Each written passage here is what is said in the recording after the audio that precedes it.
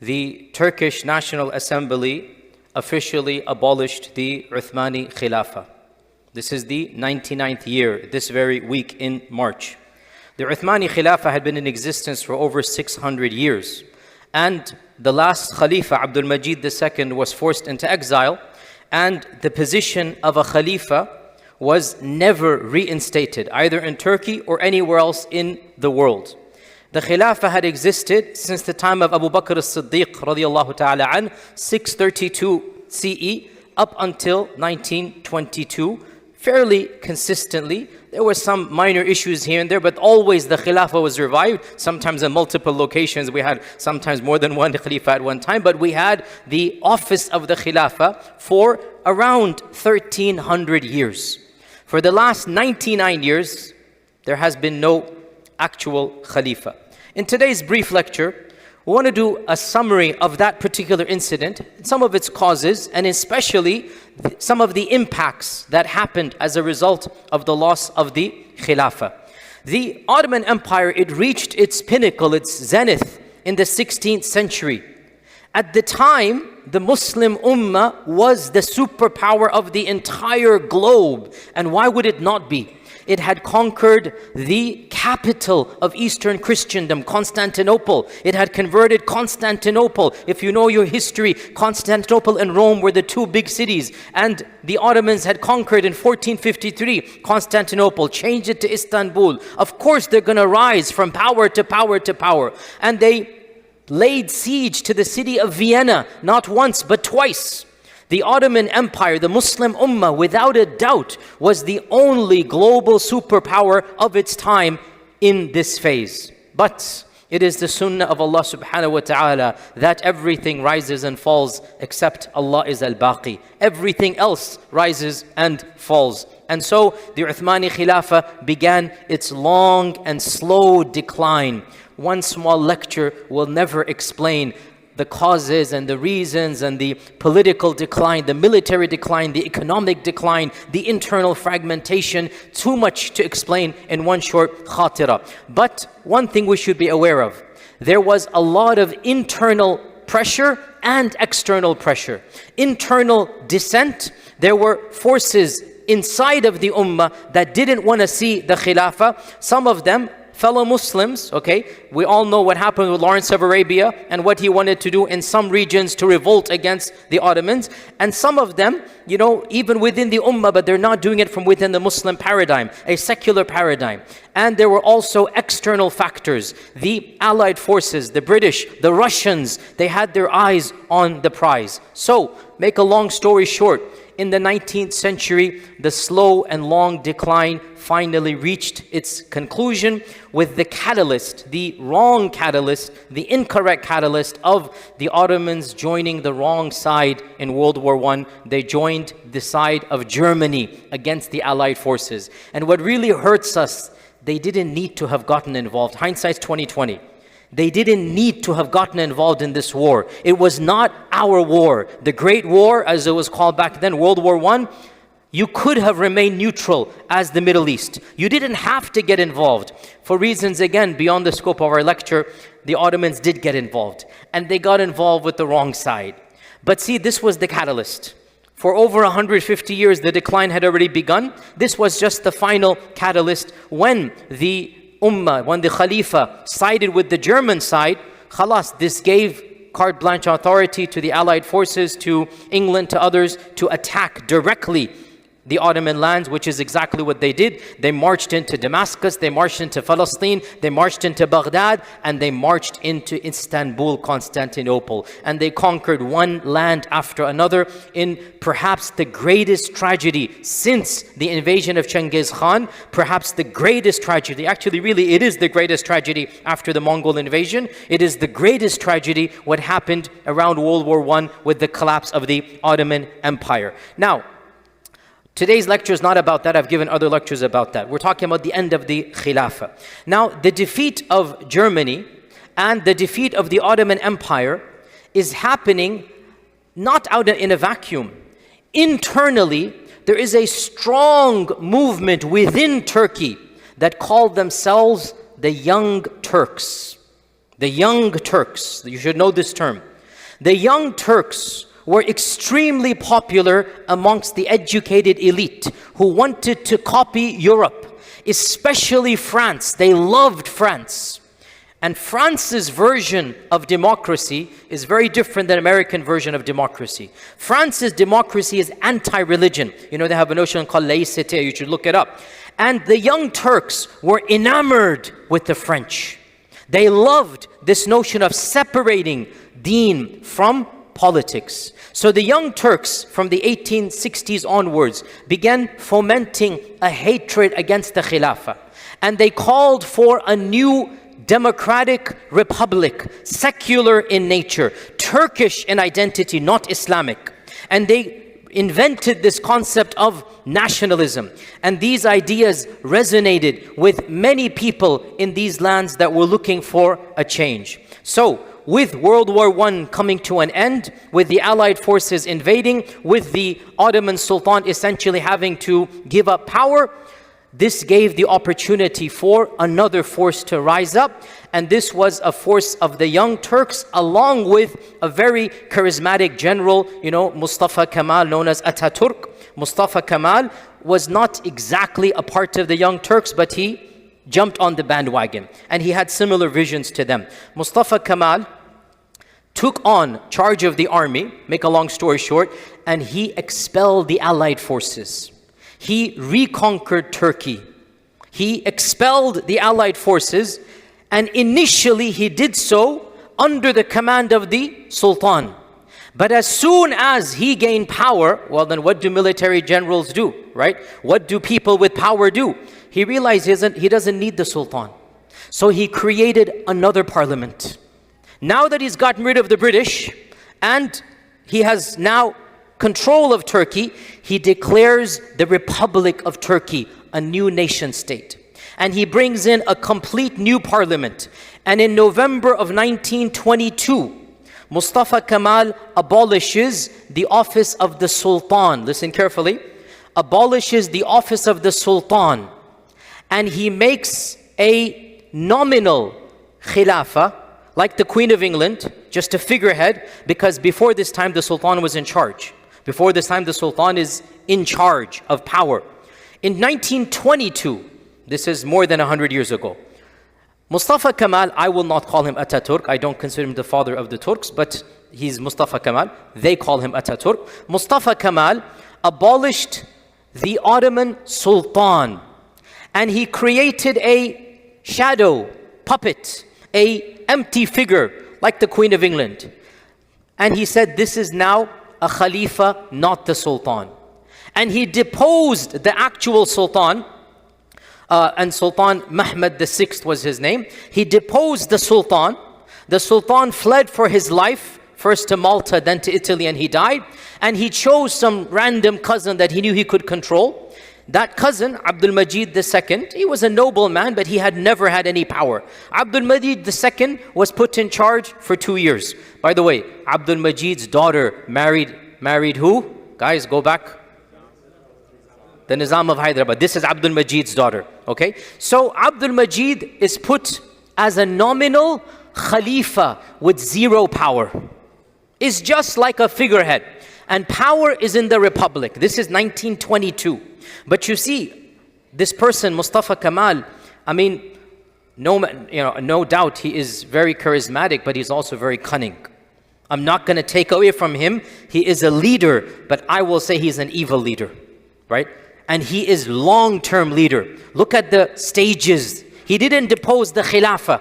He didn't want to take on the entire ummah. He gets rid of the Ottoman Sultan. He creates a shadow Khilafah, 2 years, and then in March of 1924, 99 years ago, this week, literally, March of 1924, he abolishes the parliament, the National Turkish Parliament, abolishes even the nominal figurehead Khilafah.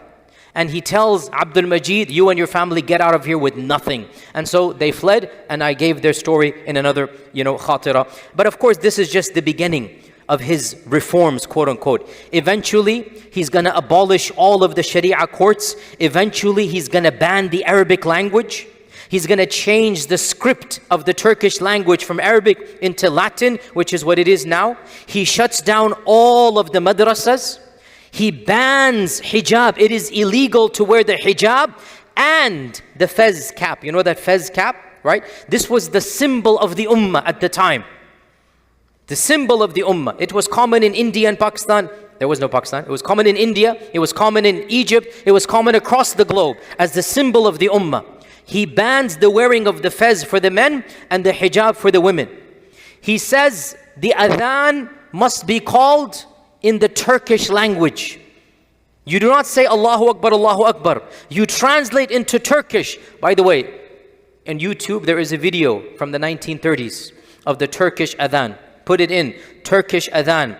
And you will hear, really sad, your heart breaks. You know, somebody's trying to say the adhan in Turkish according to the melodies of the adhan. Because Ataturk banned the adhan in Arabic. He wanted to ban the Quran in Arabic, but the ulama at least managed to preserve that one aspect. And he abolished all of the Sharia courts and he made Turkey into a modern day France. He made Turkey into, you know, that type of secular republic. So this is clearly an enemy to Allah and His Messenger. And of course, as we said, as a part of all of this, his goal clearly was to abolish the Khilafah. So he first abolished the Sultanate and then he abolished the Khilafah in 1922.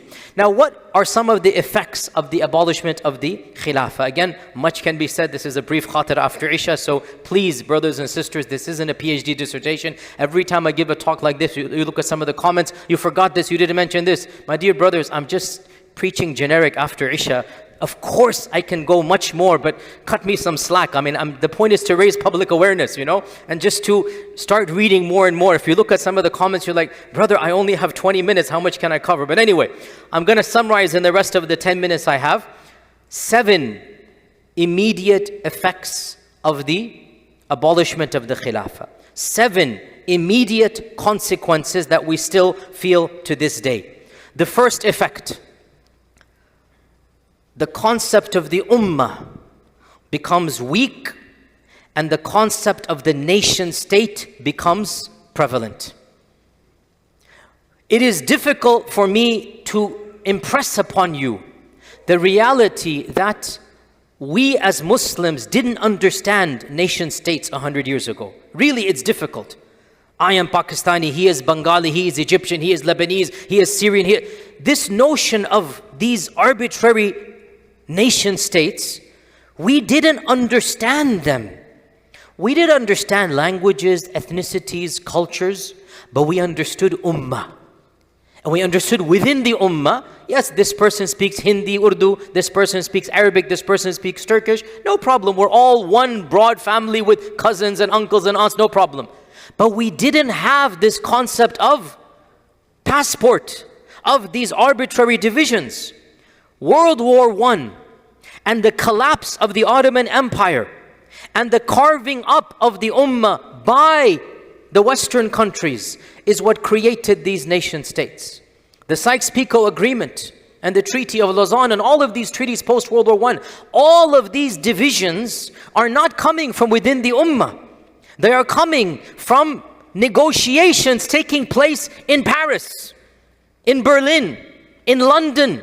These divisions that we now pride about, our national flags are on them, right? Frankly, even the division in India and Pakistan, who actually did it? Who actually put those lines? It wasn't us. It was the Brits arguing amongst themselves with the map in front of them.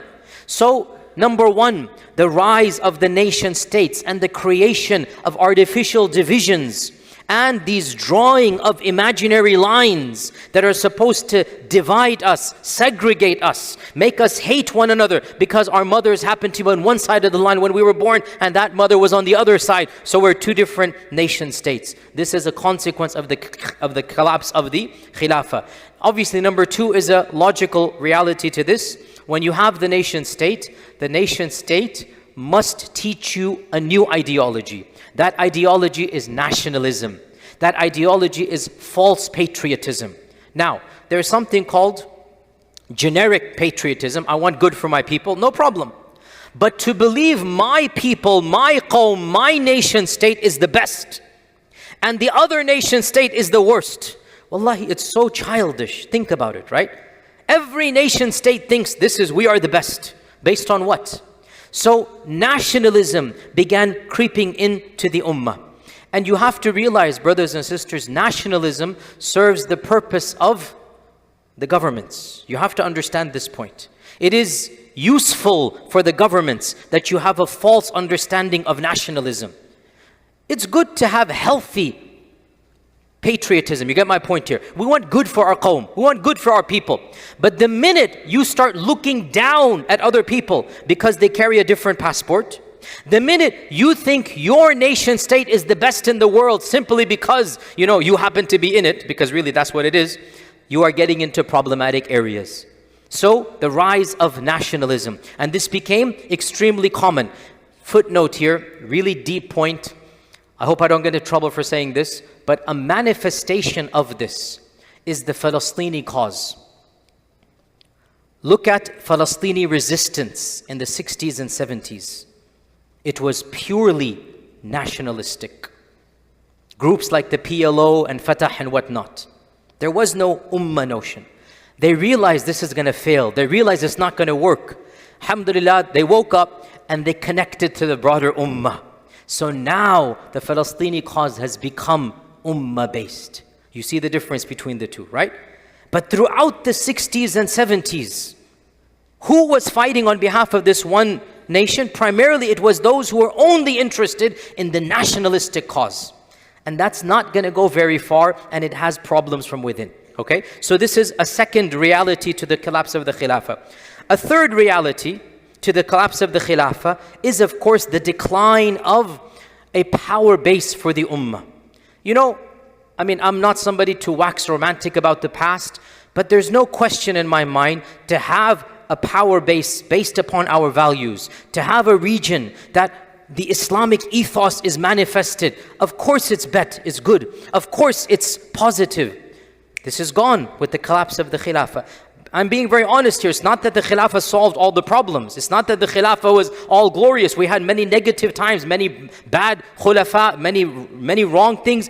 But overall, is it better to have a society based upon the values of the Sharia? Yes.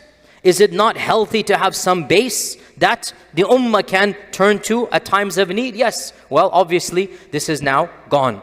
And point number 4 then, with the collapse of the Khilafah, we had a flurry of intellectual movements. Afghani, of course, while the Khilafah is still alive, and Afghani is a contested figure. I'm not praising, I'm not criticizing, I'm just saying somebody like him, Abdu, and of course Rashid Rida in particular. The rise of movements that are based to bring about the Khilafah back. And again, I'm just being factual. For this talk, I'm being academic. I'm not endorsing, I'm not criticizing. The Muslim Brotherhood, Jamaat Islami, Hizb ut-Tahrir, all of these Islamist movements, right? Call them whatever you want to call them. Their goal is power based upon the values of Islam and perhaps a revival of the Khilafah. Now, these movements, why did they come about? Because the Khilafah collapsed. If the Khilafah hadn't collapsed, there would be no need for these movements, right?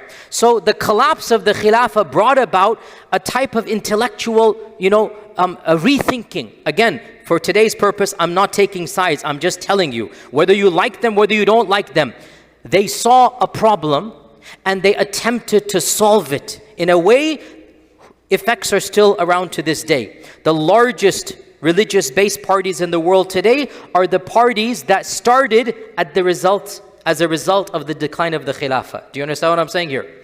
The largest global religious movements beyond just Muslims, the largest faith-based political organizations in the world are organizations that are still around, but were founded when and how? Because of the collapse of the Khilafah. You get my point here, right? And you understand which organizations I'm talking about. Again, for the purposes of today's lecture, I'm just being factual. I have lots of ideas and views about them, but I'm just telling you, this is a result of the collapse of the Khilafah. You now have entire movements dedicated to the revival of the Khilafah. You have entire organizations whose goal in more than 40 countries is to bring about a return to the soft power, or maybe even hard power, or maybe even sub-movements militarily they're doing it, right? An entire spectrum we find. And again, I'm being factual, all that disclaimer. I'm just telling you like it is. This is the reality. Because there is no khilafah, different thinkers have different stances. Should we prioritize? Should we make it the number one priority? Or should we work with status quo and have soft power? Or should we ignore the khilafah and just do tasfiyah tarbiyah, which is what one shaykh said? Or should we just go back to dhikr and whatever? So people have different responses to the collapse of the khilafah, and no doubt one large strand attempted to revive power from within or even from without. The sixth effect, which I have spoken about many times, is of course the rise of the Palestinian conflict and issue. Because there was no power base, because the British invaded Palestine and were able to take it away from the Ottomans, what happened there happened there. A new state was created, and all of the drama, all of the problems, all of the issues happened because the British invaded Ottoman lands. Because of the collapse of the Khilafah, they took over Palestine, they carved it out, they gave it over to European people of a certain background, and the rest, as they say, is history. This is a direct consequence of the collapse of the Khilafah and the rise of this entire conflict. And the final point, really interesting, especially for those of us of a Desi background, the collapse of the Khilafah in Ottoman lands brought about the rise of the Khilafat movement in Indian lands. The collapse of the Khilafah in Turkey sparked something that all of you Indian, Pakistani, Bengalis know, the Khilafat movement. The Khilafat movement, so called because they wanted to revive the Khilafah. The Khilafat movement, so called because they were interested in protecting the Khilafah. It gained widespread acceptance amongst Indian Muslims. And they, in fact, began to rally up support for the Ottoman Khalifa, even though, ironically, they were subjects of England, who was the enemy of the Ottomans. This was an awkward balance, right? The British were controlling India. Technically, Indian Muslims were supposed to side with England against the Ottomans. Some of them did, by the way. But by and large, the Indian Muslims, alhamdulillah, I would say with pride, they did not abandon the Khilafah. And in fact, they attempted to revive the Khilafah. They sent letters to the Sultan before 1924. They sent money. They sent aid trying to revive the Khilafah. But of course, all of their efforts were not able to stop. The Khilafah, of course, did cease to exist in 1924. And so, the Khilafat movement in India then helped spark a local resurrection, if you like, insurrection against the British. It sparked a sentiment of political independence upon Indian Muslims that eventually led to the creation of the All India Muslim League, which eventually led to the creation of Pakistan. So we can factually state the creation of Pakistan is directly and causally linked to the collapse of the Ottoman Khilafah, frankly. Because it was a direct series of events that led from the collapse. Not that I'm saying it's a positive thing because of the Khilafah. I'm saying sometimes a positive thing happens from a negative thing, right? Literally, the Khilafat movement, which is of course, the Shawkat brothers, Muhammad Ali Jinnah, all of them, they're all members of this. The Khilafat movement led the way to the creation of Pakistan, and that movement was sparked by the collapse of the Ottoman Khilafah. So subhanallah, an interesting quirk, if you like, was that the first and only nation state created in the name of the religion was in fact the direct consequence of the collapse of the Ottoman Khilafah. Bottom line, 99 years ago, one of the most momentous and important, momentous meaning of significance, I don't mean in a positive manner, things or incidents occurred on our ummah. It is important, imperative that we all study it, we're all aware of it, and different ways to interpret why, how, consequences, but nobody can deny that what happened 99 years ago still has consequences to our lives today. It's literally shaping directly our lives as we speak now. Fact of the matter is, we would not be here. We would not be doing what we are doing. We would not be seeing the types of things we're seeing if that hadn't happened. And khair, Allah Azza wa Jal always has hikmah in what He does. Our job is to make the best of every situation we're in. We ask Allah subhanahu wa ta'ala to allow us to be instruments of khair and good. We ask Allah subhanahu wa ta'ala to allow us to see a day where there is izzah and glory in this ummah. And we ask Allah to allow us to be instruments to bring about that izzah and glory. Until next time, jazakumullah khair. Assalamu alaikum wa rahmatullahi wa barakatuh.